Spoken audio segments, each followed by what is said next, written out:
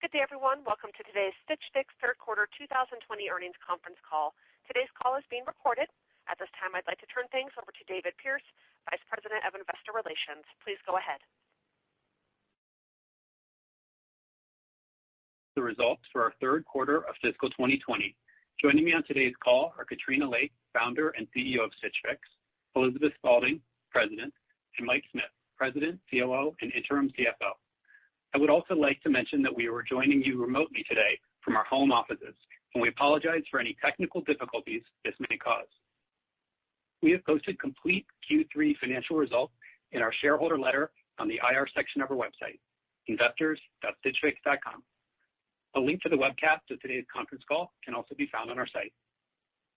We would like to remind everyone that we will be making forward-looking statements on this call which involve risks and uncertainties. Actual results could differ materially from those contemplated by our forward-looking statements. Reported results should not be considered as an indication of future performance.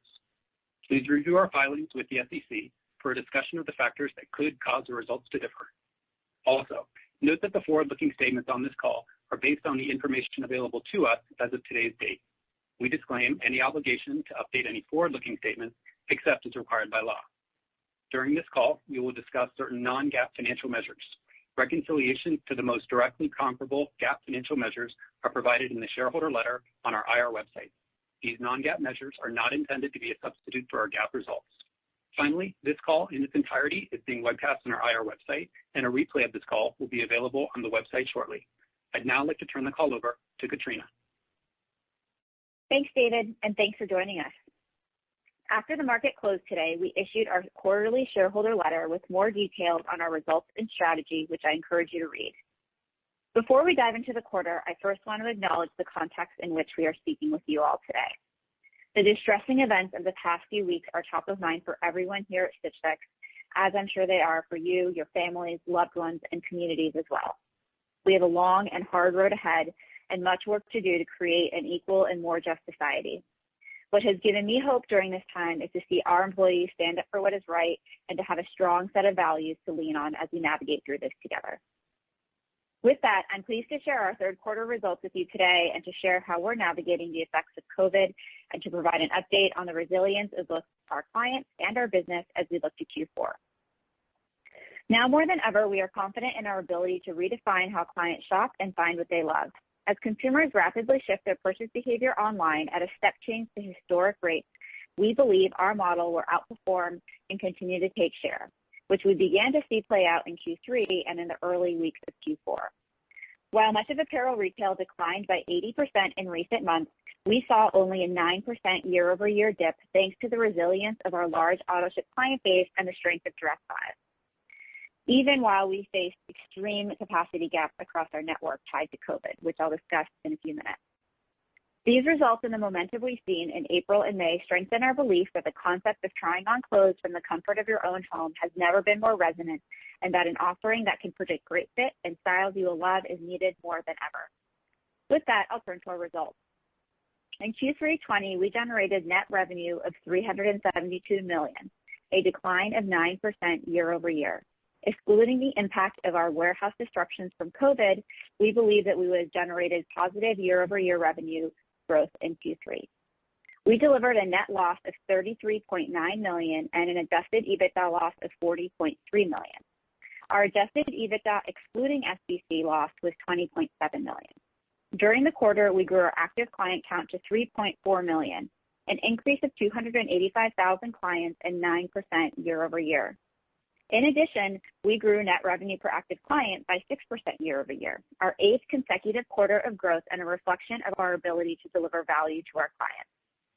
We believe this is a very strong signal that speaks to the resilience of our Fix offering, the complementary early momentum in direct buy, and that both deliver value to clients as part of our highly personalized offering. Before I get into the details on our quarter's performance, I have a few reflections on how we are seeing the industry evolve and what that means for us. It has obviously been an incredibly challenging time for most players in the broader apparel industry. In a matter of weeks, we saw a rapid and dramatic change in consumer behavior, with people spending more time than ever at home, limiting their immediate needs for workwear and the latest trends, and having very limited access to apparel in stores. This has led to more shopping done online, with 20% of consumers who had not previously bought apparel online doing so for the first time in March and April. However, the most significant result of the change in consumer behavior will be the aggressive and accelerated share shift to online from traditional brick-and-mortar retail, where nearly 80% of U.S. apparel retail dollars historically have been spent. Even as stores begin to open up, balancing health and safety measures will challenge consumers' receptiveness to the exact features that people loved about stores. Many consumers will continue to stay home for all non-essential purposes, while others who have never bought clothes online will try and will be seeking better ways to buy apparel online and surface styles just for them. Our model addresses all of these needs and is a solution that will sustain and enable consumer style preferences in a world with far less ability and appetite for physical retail shopping. While our store-based competitors retrench in the face of negative comp sales and store closings and pull back their capital investments, we are leaning in and investing in new capabilities like direct buy and automation that position us to take greater share in our new future. In particular, given the momentum we've witnessed with direct buy and the frictionless entry point we think it represents, we plan to make it accessible to new clients as an acquisition vehicle in the coming months. With that, I'll spend a few minutes discussing the quarter, mainly the strength we saw in the first half, how we effectively navigated COVID-related warehouse constraints in the back half, and ultimately our business momentum entering Q4. We think it's important to share this level of detail this one time as we navigate this evolving business environment. First, I'll start with the distribution side of our business, where we had the majority of our COVID-related challenges in Q3. To set the stage, we had a strong start to the quarter. From February through the second week of March, momentum across our fixed and direct buy offerings resulted in net merchandise revenue growth of approximately 20% year over year. Throughout that time, COVID's growing global impact had been in the headlines, so we were pleased to see such strong ongoing client engagement and momentum and healthy demand for our model. However, by mid-March, in connection with the declaration of a pandemic and states and counties issuing shelter-in-place orders, our focus became that of our employees' health and safety and ensuring we put appropriate measures in place. As such, in the third week of March, we closed our facilities in South San Francisco, Dallas, and Bethlehem, Pennsylvania, meaning that we could not fulfill client orders from half of our U.S. warehouses, which resulted in a fixed and direct buy backlog. By the end of March, our U.S. warehouse capacity had fallen by nearly 70%, with our backlog doubling week over week in the last 2 weeks of March. In conjunction with these government orders, we felt it was the right decision to give our warehouse associates up to 4 weeks of paid leave to take care of their families and give flexibility. While that resulted in higher near-term costs to support our people, we're pleased that this investment helped bring our teams back with strength and resolve for our vision and mission. As March concluded, we began to reopen our previously closed facilities to start shipping fixes and serving our clients again. Upon reopening, our distribution centers were staffed on an opt-in basis, which we believe was the employee right approach, but also meant that we had fewer associates in our warehouses, reducing fulfillment capacity. Over the course of April, these participation levels improved, resulting in higher fulfillment capacity and accelerated net merchandise revenue. By the end of Q3, associate participation, warehouse capacity, and net merchandise revenue had all shown meaningful improvement with week-over-week growth in each of the final 4 weeks of the quarter.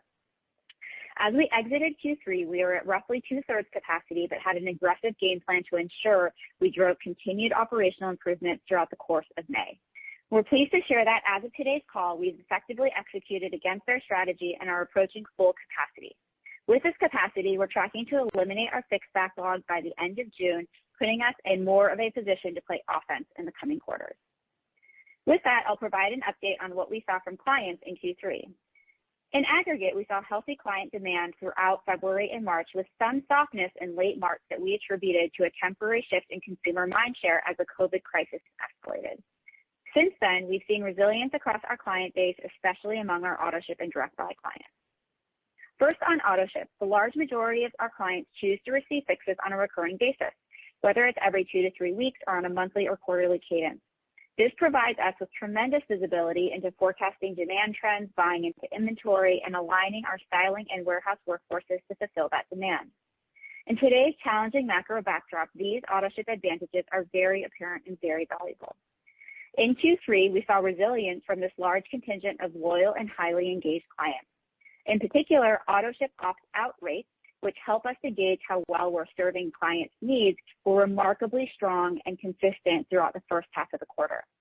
In March week 3, we saw an uptick in opt-out rates, which began recovering the very next week, and by late April, we achieved the strongest levels of auto-ship retention in the last 3 years.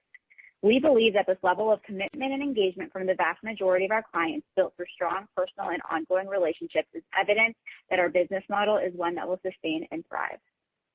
Transitioning to new and manual fix clients, as we noted in our April investor update call, we saw lower conversion trends from these client groups in mid-March, which we believe was tied to heightened COVID-related uncertainty.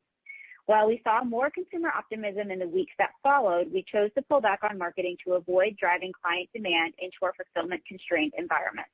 We also turned off a feature that prompts clients to order another fix post-checkout, which typically comprises nearly 1/4 of our manual fix request volume. Following Q3, we have turned this manual fix feature back on, and we have also begun to ramp up our marketing spend to capitalize on improving consumer optimism in the quarters ahead. Turning briefly to Direct Buy, even in this incredibly challenging Q3 macro environment, the offering showed no sign of abatement and outpaced our pre-COVID expectations in February, March, and April. Its low commitment and low friction path to a personalized shopping experience represents an important gateway to Stitch Fix, and we saw this play out in the quarter with robust client engagement, very low return rates, and elevated checkout volumes. We see Direct Buy as a cornerstone of our future experience, complementing our Fix experience for more intent-based and impulse purchases that are highly personalized to each of our clients. In summary, we've been very pleased to see the resilience of our AutoShip and Direct Buy clients, and we're encouraged more broadly by the fact that week-over-week demand trends improved every week in April and continue to strengthen in Q4. We're excited to redeploy marketing dollars in the months ahead to capitalize on these trends among existing and new clients. With that, I'll hand it over to Elizabeth to provide an update on all of the exciting progress and momentum we're seeing in Direct Buy, as well as across our broader company evolution. Thanks, Katrina, and hello to all of you on the line.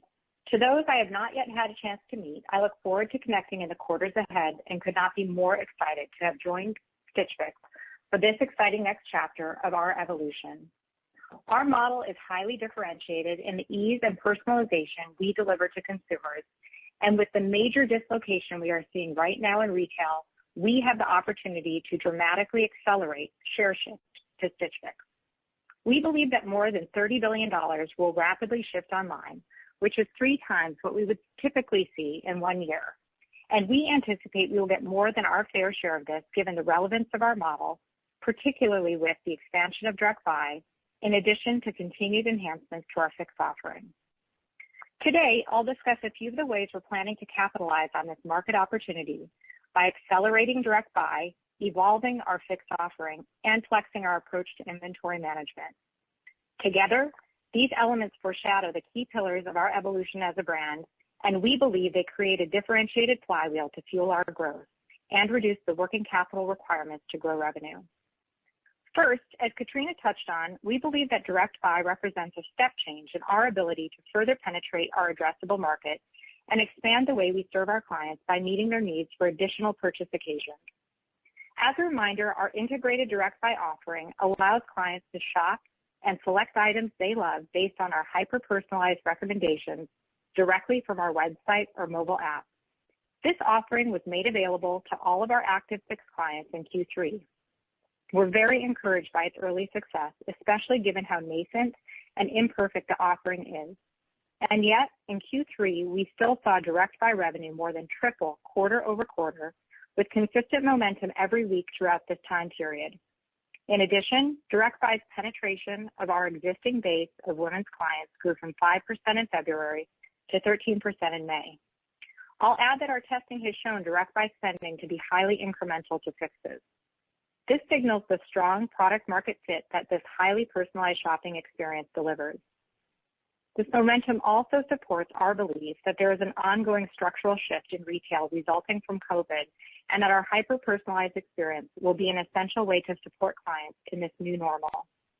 In light of this, we've been aggressively hiring additional engineering talent, as well as shifting a subset of our engineering team to building the product experience.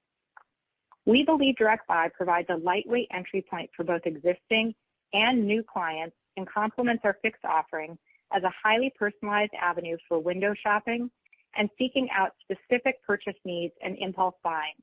So we have leveraged this talent to add flexibility across the product. First, to date, DirectBuy has showcased highly personalized recommendations to clients based on past items they have purchased. In an effort to move DirectBuy closer to becoming a client acquisition vehicle, in early June, we introduced a beta for a new offering. This new offering, which we call Trending for You, removes the purchased item requirement and instead allows men's and women's clients to shop hyper-personalized looks based on their style profiles. This change creates more shoppable looks, meaningfully expanding the breadth of items from which clients can choose to purchase, and removes the requirement that clients have purchased with us in the past. Also, later this month, we will launch another collaboration with fashion influencer Katie Sturino, in which we will offer a curated assortment through DirectBuy from which both new and existing women's clients can shop. The assortment will be styled into shoppable outfits with items from our broader inventory pool, showing that we can put items into the context of an outfit that is personalized to each individual client.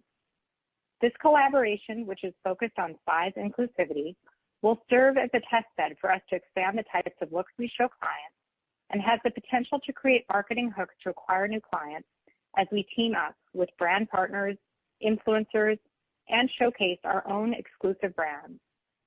As part of this more expansive way for clients to interact with DirectBuy, we also developed a new onboarding experience, which lays the foundation to onboard future clients directly into all types of DirectBuy experiences, such as athleisure or date night, that are personalized to each of our clients.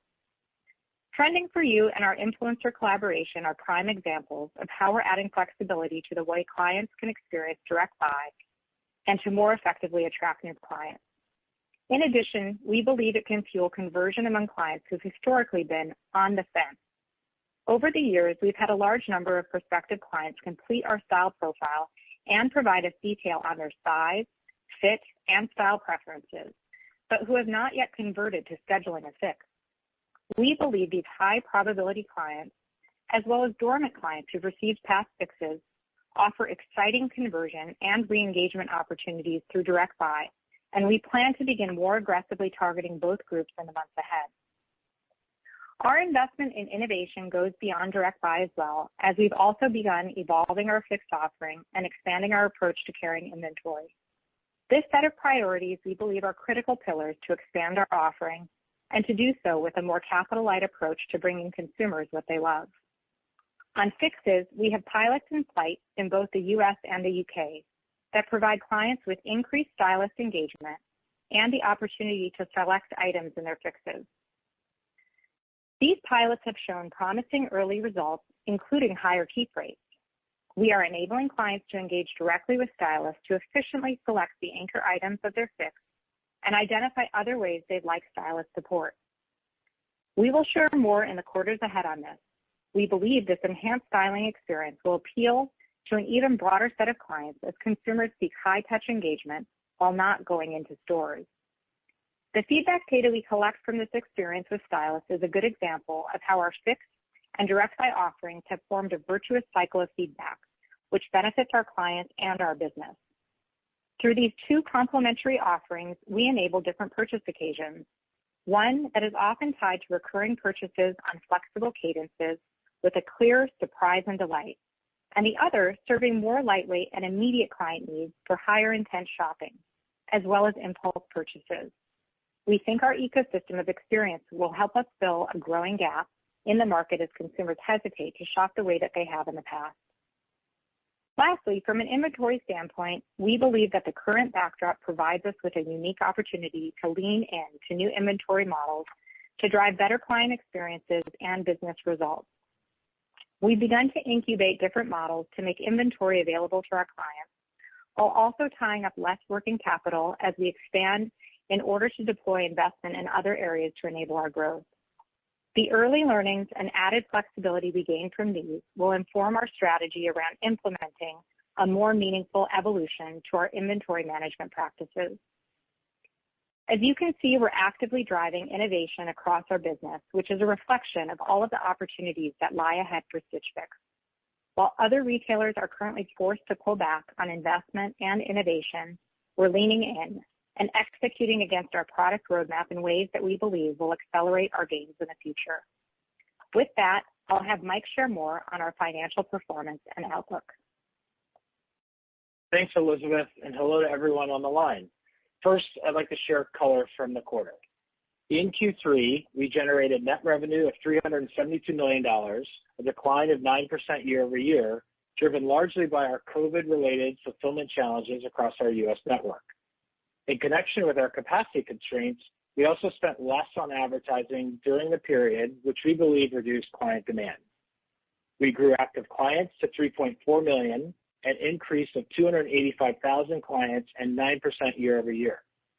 Net revenue per active client grew 6.5% year over year, representing our 8th consecutive quarter of growth. Note that the net revenue per active client calculation is based on the last 4 fiscal quarters and benefits from the extra week in Q4 of 19, while active clients is measured over 52 weeks. The 53rd week contributed approximately 2% to net revenue per active client. Q3 gross margin was 40.8%, 430 basis points lower than Q3 of last year. This was largely driven by COVID as we increased our inventory reserve as well as higher clearance rates due to top-line softness. Partially offsetting this was continued favorability in merch costs. Q3 advertising was $37.8 million, a decrease of 25% year over year compared to Q3 of 19. This reflects our pullback on marketing of approximately $17 million in the quarter, which we plan to deploy in future quarters. Other SG&A, excluding advertising, was 43% of net revenue in the quarter, reflecting investments in talent as well as expenses related to offering our warehouse associates 4 weeks of paid leave to ensure they stayed safe and healthy. Q3 adjusted EBITDA loss was $40.3 million, driven by softer top-line performance, largely related to fulfillment constraints, lower gross margins, our additional variable labor expenses, and investments in technology talent. Adjusted EBITDA excluding SBC loss was $20.7 million. Our Q3 net loss was $33.9 million, and diluted loss per share was 33 cents. We ended Q3 with 0 debt and $329 million in cash equivalents, and highly rated securities. While I'm discussing our balance sheet, I'd also like to announce that in early June, we closed a $90 million revolving credit facility, further strengthening our liquidity position. As we've shared throughout this call, we are looking for opportunities to play offense, given what we're seeing across the broader landscape, and having this additional capital puts us in a better position to do just that. Now to our outlook. While we continue to see momentum across our business, there are too many variables at play to speculate on specific guidance ranges in Q4. Instead, I'd like to provide an update on specific trends we've seen play out so far in the quarter and give additional color to help frame how things might evolve. First, I'll discuss top-line trends, and then we'll move down the P&L and provide updates. Again, while we do not want investors to interpret this as providing guidance, we do want to share color around the ongoing momentum we're seeing across multiple areas of our business. First, our top-line performance, we've driven meaningful improvement over the past several weeks. In April, our net merchandise revenue grew week over week each week.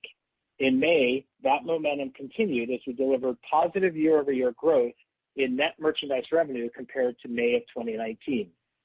We see this return to positive growth in May as an important milestone and one that reflects the resilience of our U.S. warehouse network, ongoing improvement in client demand, and early momentum resulting from a much larger migration of retail spend online. As a result, we expect these trends will continue and will deliver positive year-over-year net revenue growth in Q4, adjusted for the impact of the 14th week in Q4 of 19. Shifting to gross margin. While our Q3 margin was largely suppressed due to the effects of COVID, we entered Q4 with a more balanced inventory portfolio that was aligned to our top-line expectations and client preferences. As a result, we expect to increase our Q4 gross margins by 200 to 300 basis points quarter over quarter. From a marketing standpoint, we've begun to ramp up our Q4 marketing to capitalize on the improved CPA trends we're seeing and the growing demand for our offering. we are optimistic that our healthy warehouse capacity levels will allow us to deploy our marketing to capitalize on these trends. On SBC, our outlook remains in line with what we've shared in past quarters as we continue to invest in technology talent to expand our capabilities and enhance our digital experience. Excluding advertising and SBC, we expect other SG&A as a percentage of revenue to lever quarter over quarter. This will largely be driven by variable labor efficiencies and the reduction of one-time costs we incurred in Q3 associated with COVID. More broadly, we continue to look at costs, the way people work and the places they're working, and we are committed to driving more leverage in the model over time. Translating all of this to EBITDA, we expect adjusted EBITDA, including SBC, to be negative in Q4, and for EBITDA excluding SBC to return to positive levels. Lastly, on cash flow, as our business has improved, we now expect to generate positive free cash flow in Q4.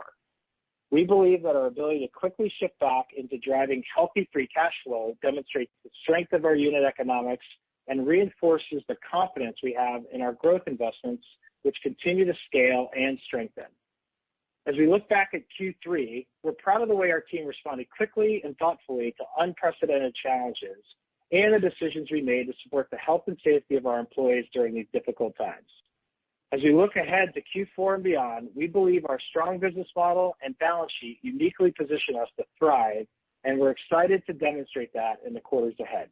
With that, we're now ready for your questions. Operator, I'll turn it over to you. Thank you. At this time, if you do have a question, that will be star one. Once again, star one for questions. We'll hear first today from Edward Yruma with KeyBanc Capital Markets. Hey, good evening. Thanks for taking the question, and hope that you and your families are staying safe during this time.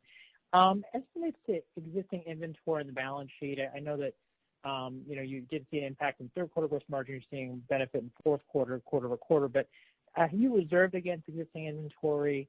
Do you expect to dispose of it in traditional channels? And then kind of a bigger picture question, you talked a lot about, share shift to e-com. As you think about direct buy, I know it's still early, but what % of your overall business do you think this will approximate over time? Thank you.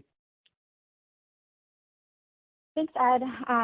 Thanks very much for your questions. I think we'll have, Mike, why don't we have you talk a little bit about inventory on the balance sheet and gross margin. And while we probably won't share exactly what we're expecting on the direct buy side in terms of percentage, I think Elizabeth can share some more color.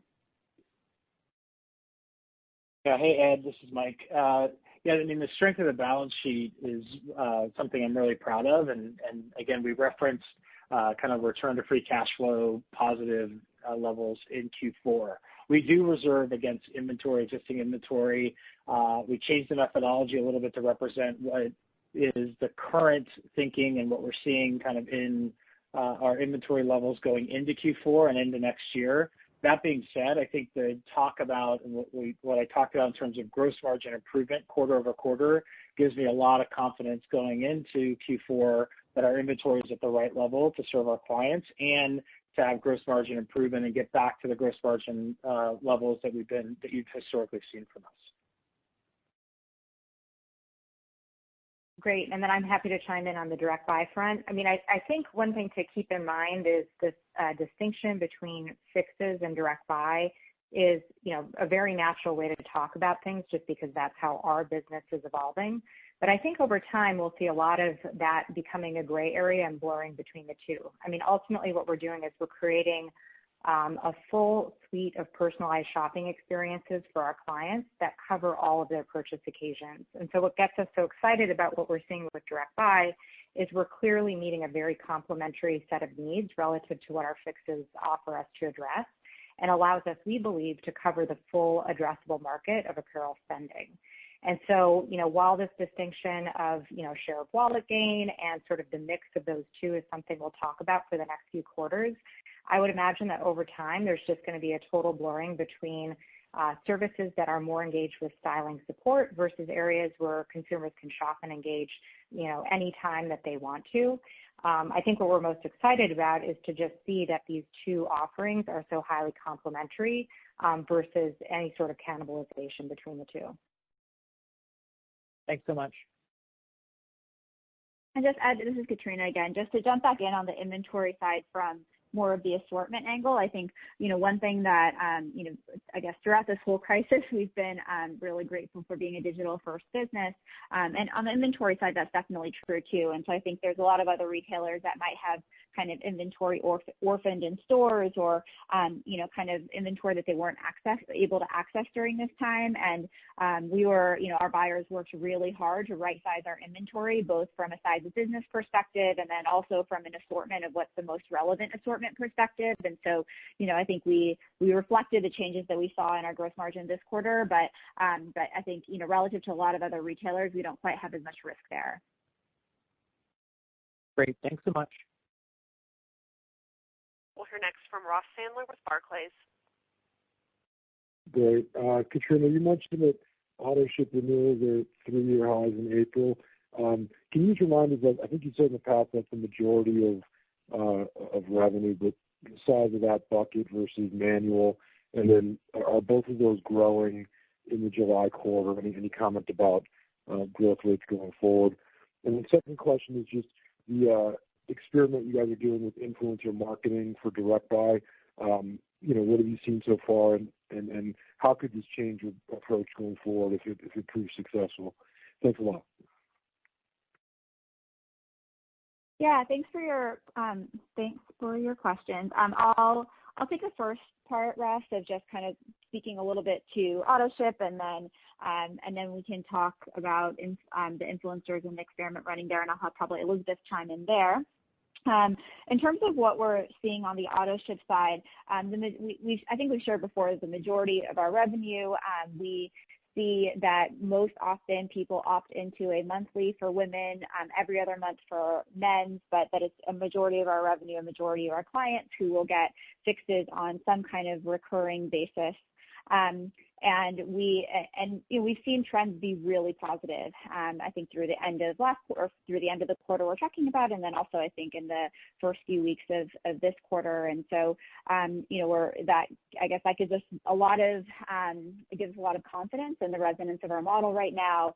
We've been seeing a lot of growth in both channels, and so that's been very exciting. On the influencer part, maybe I'll kind of talk at a high level, and Elizabeth can chime in on kind of what it means. But I think what's really exciting is, as we've thought about direct buy, direct buy has really been more accessible to, it's really been oriented around the things that you've already bought.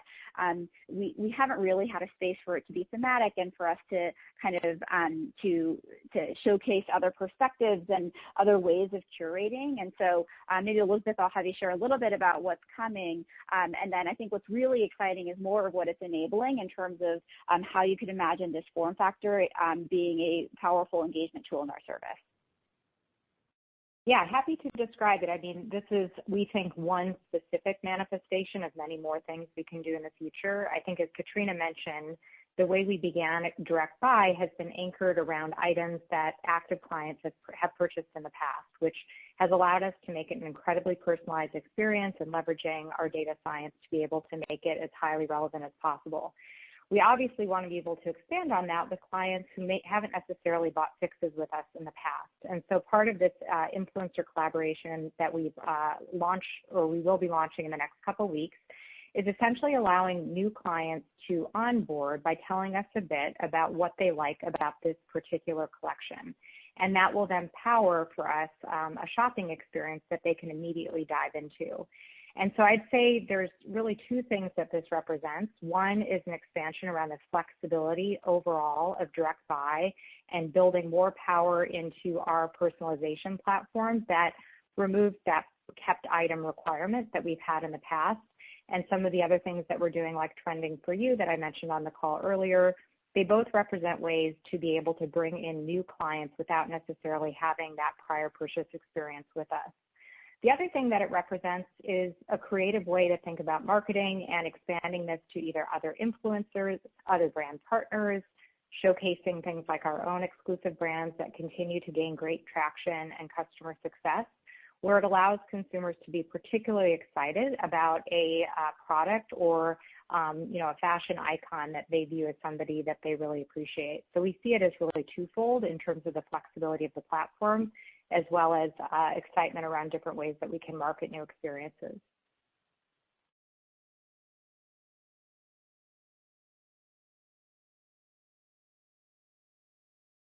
hear now from Mark Mahaney with RBC. Thanks. I want to ask two questions, please. First, on the impact of direct buy, we've obviously had some major events happen that maybe have made this hard to test. But if I think about it in terms of the spend or the loyalty or the engagement, the tenure of a customer who's also used direct buy, how much incremental revenue that's created? Is there any way you could quantify that? Do you have enough of a sample size, and maybe we just haven't had normal conditions to really do that? But how much of a boost to a customer that's already on, is already a FIX customer, having direct buy to what that's done to that customer? And then secondly is, if your supply challenges are kind of largely now solved or will be solved by the end of this month, I think by the end of June, is it reasonable to assume that you could get back to 20% year-over-year growth in the October quarter? Thank you. Thanks very much for the questions, Mark. So I think on the impact of direct buy, so what we have shared, we've been testing this feature for a while now, and so we do have a reasonable sample size, and I think what we want to better understand is more of the length of time, and so what we've shared is that it's very incremental, and so we see that people who have access to direct buy, when we look at it on a pure A/B test, and we have one group that has access and the other group that doesn't. The group that has access spends more, is happier, is delivering more revenue to Stitch Fix, and so we're capturing more of their share of wallet, and so that we know. We haven't shared any specifics on that. I think that's something that we can certainly contemplate for the quarters to come.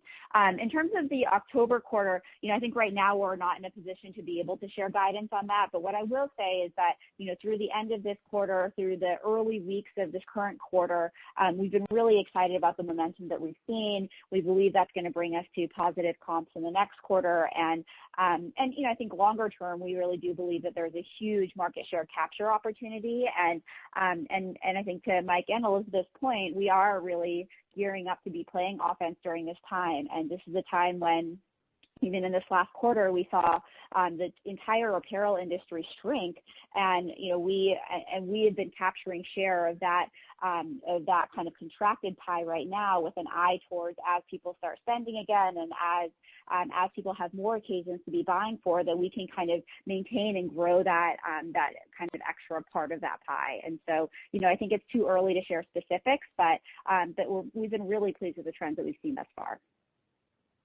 Thank you, Katrina. And from Goldman Sachs, we'll move to Heath Terry. Great, thanks. Really appreciate some of the details that you're sharing. I'm wondering if you could give us a little bit of a sense of sort of what your expectations are as you move more into some of these customers that haven't shopped with you in the past, or as you're seeing customers that are experimenting with some of the other ways that they can buy with you, how your expectations for returns and where it's appropriate, keep rates are evolving. And then with customers that are on automated fixes and have been on automated fixes through this period where their lifestyles are obviously changing pretty dramatically, I'm curious what kind of change you've been seeing in keep rates. Sure. I think I can answer most of these, and Elizabeth or Mike may weigh in. On the first is just what our expectations around returns and keep rate and what's evolving. Our North Star is really around how do we help clients find things that they love, and so that kind of naturally always is driving us towards features and functions and ways to be able to deliver more value to our clients and really drive up keep rates. We've been very amazed, I think, at the very low return rates that we have, even in our direct buy experience, which I think is a little bit more like quote unquote normal e-commerce. But I think it's a real testament to our ability to be able to get size right, to get style right in that channel, And on the keep rate side as well, I think this is a place where Elizabeth mentioned some of the testing that we've been doing with stylists, and those tests have actually had pretty high keep rates attached to them. And so I think those are some examples of things that we're doing to ultimately drive these metrics. I think these metrics of people keeping things that they love is ultimately like the true North Star of our business, and that's really where we're orienting a lot of our efforts against. On your second question, sorry, Elizabeth, why don't you jump in? Well, I was just going to say that in general, we've been really pleased in this time period to continue to see the incredibly low return rates of direct buy that we were seeing even prior to the macro uncertainty, and that in general, over the last several weeks, we've actually seen expansion in our keep rates, both of which we think point to the resilience of our model and our ability to adapt to product that people are looking for right now, which we have seen, different requests really escalate, as you might expect. Things like work from home, I think we've measured sort of the natural language of those types of requests is up, as you might anticipate, 10x to pre-COVID levels, and we've been able to really adapt to that to make sure consumers are getting what they want.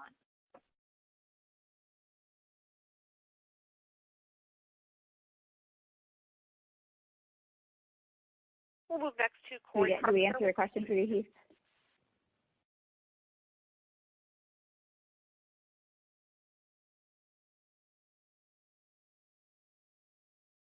We'll hear now from Corey Carpenter, J.P. Morgan. Hey, thanks for the questions.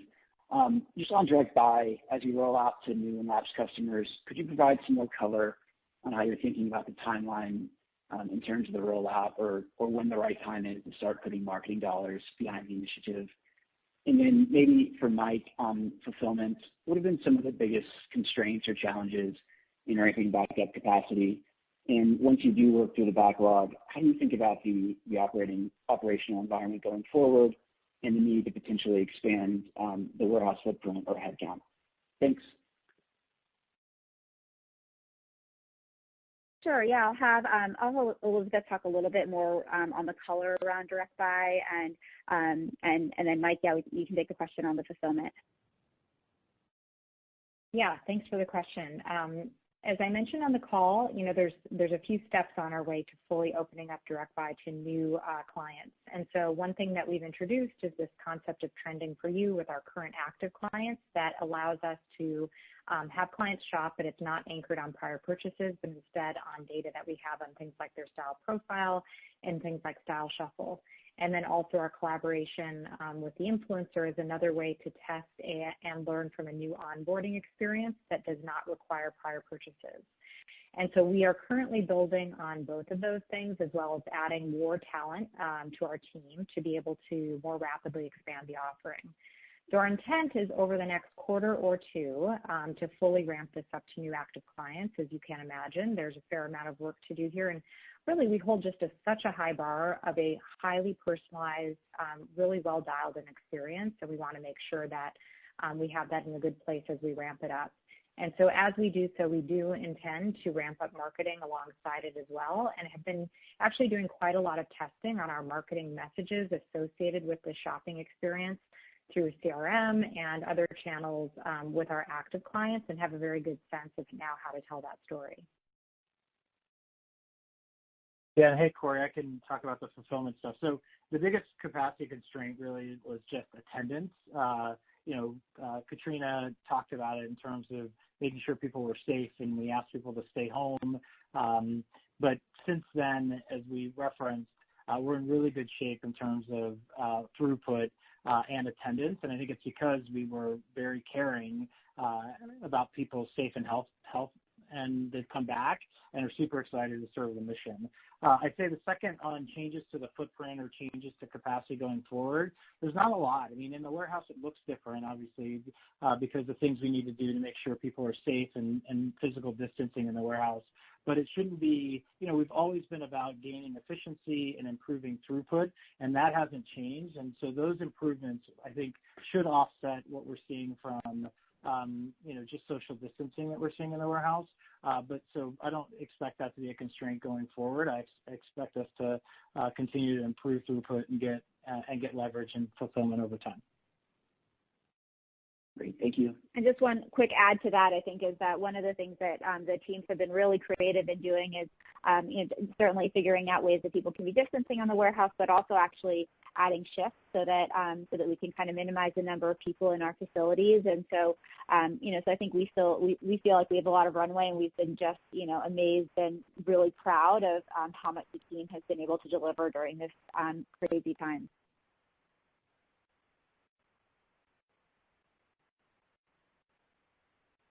We'll hear next from Youssef Squali with SunTrust. Great. Thank you very much. Two questions for me, please. Mike, I was wondering if you could maybe drill a little deeper into the gross margin, maybe help us understand the puts and takes. At 40% this past quarter, it kind of shows some negative leverage, even though your revenues were kind of back to where you guys were in Q2 of 2019, when your gross margins were more like 44% plus. So is that mostly related to inventory reserves and write-down, or is there anything else going on? And with Q4, I think you guys are talking about revenues snapping back to pre-COVID levels, or Q4 of last year's levels. Why wouldn't gross margins snap back to the same levels? I think your 200 to 300 basis points only implies you guys get in halfway there, maybe a little better, but not a full snapback. And then last question, maybe to you as well. Just in terms of backlog and or delivery delays, how many weeks are we now running versus say at the trough? Thank you. Yeah, sure, Youssef. I'll take both of those. So the gross margin, there is the reserve thing that we talked about, but they're all, as we've talked about previously with you guys, we had higher level inventory levels going into Q3, and while we were able to cut some receipts going into Q4 and future quarters with great partnership with our vendor base, we weren't able to cut everything that we wanted to cut relative to the top line. And so those are the biggest kind of inputs. But if you look at our gross margin contraction versus the rest of retail, I'm actually very proud of only being down, 359 basis points year over year versus the rest of retail felt like it was down 10 to 15 points of gross margin. And then if I look at Q4, we feel good about the decisions we made to sort of cut receipts to sort of align inventory more with where sales are coming in. And to your point, 200 to 300 basis points is a little bit lower than what we have historically seen. But we also have growth in other parts of our business that, like in kids in the UK, where we've seen improvement in those areas that are gross margin dilutive relative to women's and men's because of the scale that they're at today. We actually think that's good news, given that those businesses ultimately will scale to what we've seen in women's and men's. And so we're actually excited about that. And then to your last question, I think about, how clean we are on sort of delays. We're really clean now. We've caught up on the backlog. The capacity constraint has virtually gone away. And so there's no real delay kind of in shipments versus what we saw pre-COVID. All right. Thanks, Mike. Thanks, Youssef. And from Piper Sandler, we'll move to Erin Murphy. Great. Thanks. Good afternoon. Two questions, if I may. The first, just with respect to stylists, I believe you let go 1,500 stylists in the California area. I guess is the intent to rehire the same number, but just in lower cost labor markets, or are you finding ways as you navigate through COVID-19's impact on the model to use fewer stylists going forward? And then my second question is, Mike, maybe for you, if you can just expound on what you saw in the quarter in the UK from a top-line perspective, and is it following a similar trend quarter to date as your overall business? Thank you. Thanks, Erin. I can take the one on stylists, and Mike can take the one on UK, but Elizabeth might have a little bit more color, so I think whichever one of you guys want to jump in. But on stylists, we made a very, very difficult decision to part ways with almost 1,500 stylists here in California. And yes, the intent is to effectively move those jobs to lower cost markets. So we're offering relocation for stylists who want to take us up on that. We recognize it's a part-time job that not everybody will be able to do that, but stylists are still an incredibly important part of our model. We want to continue to invest in our stylists, but the reality was, as we look at kind of our aggressive goals, this was a decision that was a hard one, but one that we needed to make. In terms of using fewer stylists right now, we're not, I think right now we're really thinking about how can the stylists add as much value as we possibly can. I think, it's such a differentiated part of our model, especially today, as we're thinking about, being truly a replacement for going into stores. I think that higher touch, that high empathy model is really, really valuable. And, our efforts now are how can we make the most of that, and how can we really continue to innovate on that? Elizabeth spoke to a few tests that we're doing, which is leveraging kind of a combination of a stylist working with a client to improve outcomes and fixes, and that's been a super exciting place to invest in. And so our intention is to continue to invest in stylists. Stylists are still a very important part of our model. And then I'll have Elizabeth share a little bit of color on the UK. Yeah, happy to. So, I think we've been really pleased actually to see the momentum in the UK across April and May, and just in general, that's a market where we've seen consumer demand really bouncing back. And in general, a few of the other things, we've now been in that market a little over a year. And one of the areas that we've been really working hard at is just continuing to fine tune the model and make sure we've got the right product for clients. Obviously, it's a new market for us, and we've been very pleased to see just great momentum in terms of our keep rate there. And that's with obviously our core offering. And then as Katrina just alluded to, we've also been testing and incubating some of our new stylist experience within that market, which has further enhanced and shown opportunity on top of that with keep rate. So overall, we've been adding more brand partners within that market, just getting smarter and smarter at our inventory buying the same way that we did over time in the U.S. And, overall, both of those things we've seen the results starting to really pay off. Thank you. I appreciate that.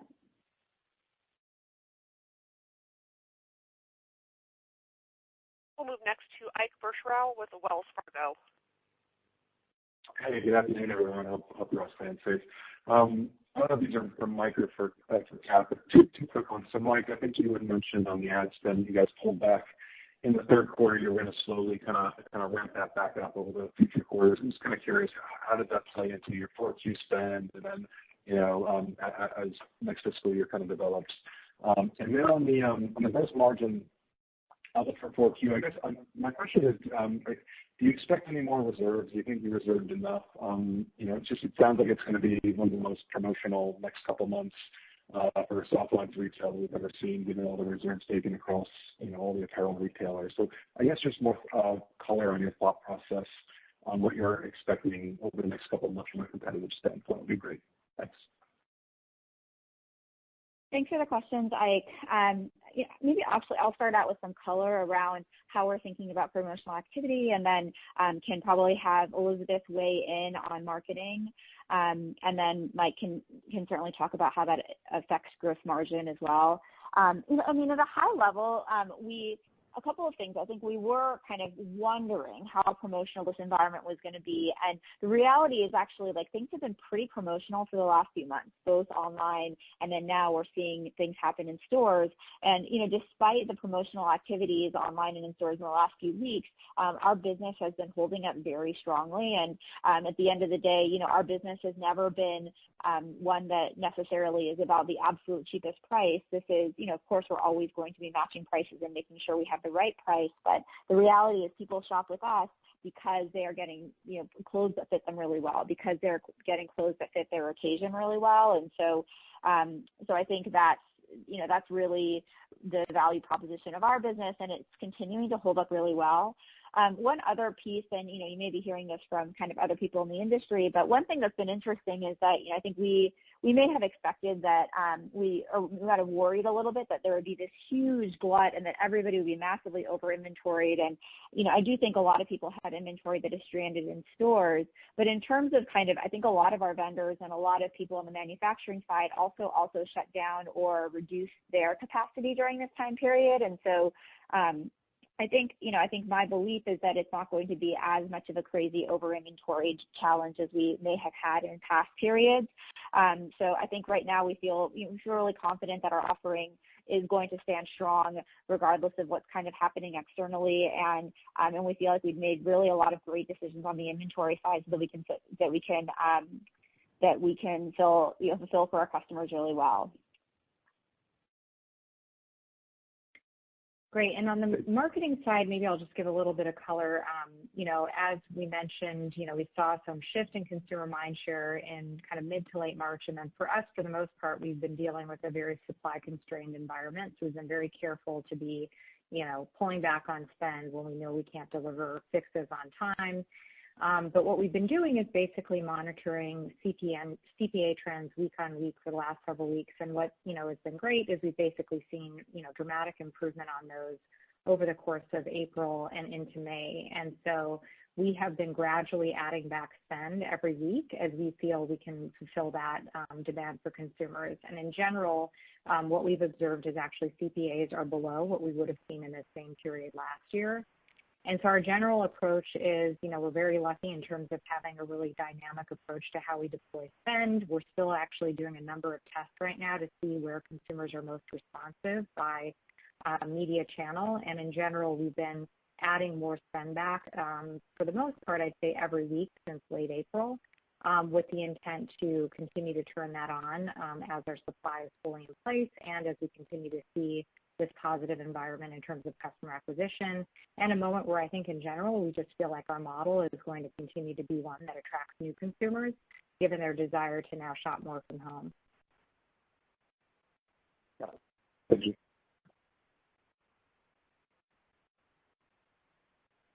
And from Telsey Advisory Group, we'll go next to Dana Telsey. Good afternoon, everyone. As you think about some of the non-apparel items that basically that you were getting from direct buy and that were beginning to take hold during this year, what have you seen so far from that, and how do you see that impacting inventory and margin go forward? Thank you. Hi, Dana. I think I can speak in broad terms. What we've been seeing on direct buy is that direct buy overall as a channel has been really successful and has outpaced a lot of our expectations for it. And I think to the points that we've made in earlier calls, that means that we're seeing kind of disproportionate categories like bags and shoes be successful in those channels. And so, I think the strength of direct buy correlates to kind of some assortment changes. However, the broader assortment differences that we've really seen has been, I think these types of events tend to accelerate trends. And, the biggest assortment trends that we're really seeing is one towards, I think the ultimate trend of casualization of the workplace is one that we're certainly seeing. And so as we, Elizabeth spoke earlier to just how many more requests we're getting for more casual apparel. And that's absolutely true in terms of requests, in terms of sales. And we believe that trend is, pretty likely to continue. So that's kind of a broader theme that we're seeing. And, luckily, we talked a little bit about kind of our ability to right size our inventory. And, one of the main things that we did when this crisis started was to look at our assortment and look, where do we want to be invested more? Where do we want to be invested less? And, we were able to get out of a lot of our commitments around workwear, and we were able to shift a lot of our assortment into the casual world. And so, so we feel really good about our ability to react to that. Thank you. And we have time for one other question today. That will be from Mark Altschwager with Baird. Good afternoon. Thanks for taking my question. First off, with the return to growth in the fourth quarter, can you just expand a little bit on the drivers there? Is that primarily going to be existing customers returning to pre-COVID spending patterns, or would you expect to see net client adds quarter over quarter? And then separately on direct buy, I was hoping you could touch a little bit more on the efforts regarding reactivation of clients and what the timeline looks like there. Thank you. Thanks for the questions, Mark. In terms of the growth in the fourth quarter, we actually, our existing clients really have been strong throughout. And so when we're looking at growth, we are talking about year-over-year growth that we are expecting to see that is contributed by new clients. And so we expect that our revenue year-over-year will increase. We also expect revenue per client, that those will also increase, as those are all kind of drivers in that. And so, I think the fortunate part about our model is that we've had this great existing client base that was continuing to be really strong during COVID. I think our constraint was really around acquiring new clients during that time period because we are supply constrained, because we didn't want to be spending marketing dollars to bring people into a supply constrained environment. And so the part of our business that was suppressed during that time period was going to be more in the new activity. And so now, as we are catching up to our backlog and as we are in a better position to be playing offense, I think that growth is really going to be coming from our ability to invest in the new side.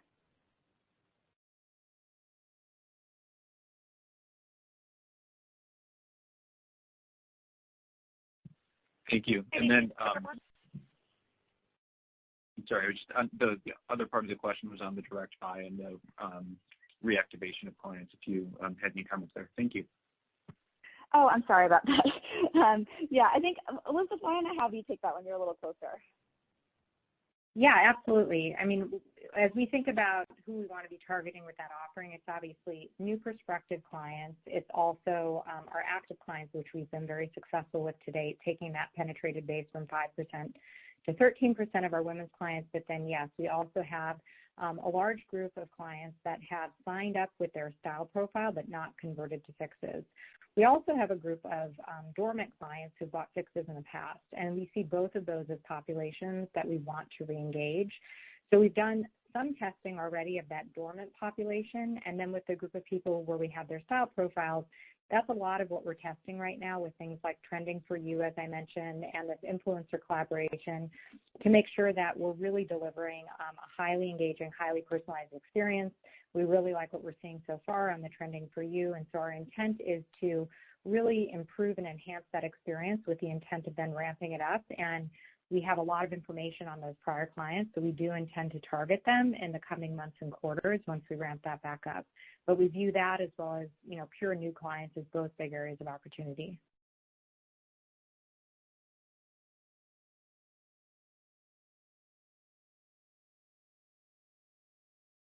And at this time, I'd like to turn things back to you for Katrina for any closing remarks. Thank you, and thank you everybody for joining us. We wish everyone the best in these very challenging times, but look forward to spending time with many of you in the weeks to come. Thank you.